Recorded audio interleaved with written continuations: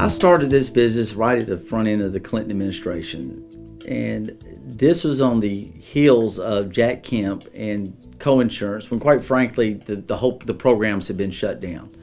For good or bad, there's a political component to what we do in terms of the philosophy of what the role is of the federal government, and with that political component becomes a philosophy and policies that are introduced by various administrations. I find it interesting that generally when the Democrats come into office, they look at the programs and they want to either change them, try to make them better, redirect them, but basically get very involved in the programs and implement whatever philosophy or change they feel like that they want the direction they want the programs to go. Sometimes that's good, sometimes that's bad. Interesting, on the other hand, with the Republicans, they just, quite frankly, tend to ignore FHA.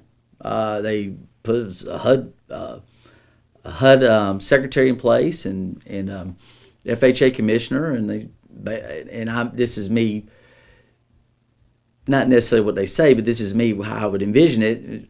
Just don't give us bad headlines. Let's not, and they don't generally get in and try to tweak the programs and mess with them as much as the Democrats do. And again, that is good and bad. It depends. If you need some things we need done, then you kind of want an administration that's a bit more proactive. Trump brings a whole other dynamic to this.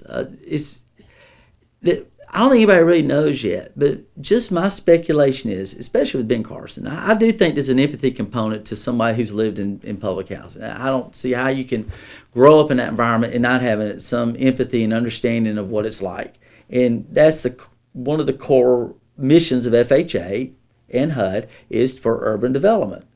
And understand FHA is the loan guarantee program. HUD is, obviously offers other subsidies and oversight of housing in this country. But it all comes together at some point on some deals. Interesting, I believe that our president has actually had whether he knows it or not, he has a 221D4 loan in his portfolio, as well as his son-in-law, who has done a lot of Fannie and Freddie loans with multifamily. Whether or not the nuances of changes would make it to the level of the president's office in this current administration, that remains to be seen.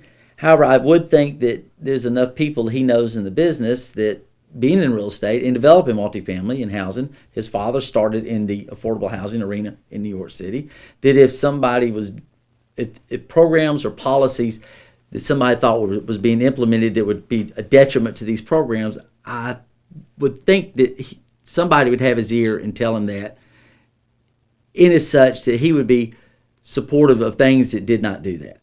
I think his deregulation of other departments that we have to interact with, I believe can be a help for us. Because quite frankly, the FHA is doing a pretty good job. The programs are running smooth. It seems like the latest issues are coming from outside the department, just that the programs and regulations, environmental, Department of Labor that we have to adhere to.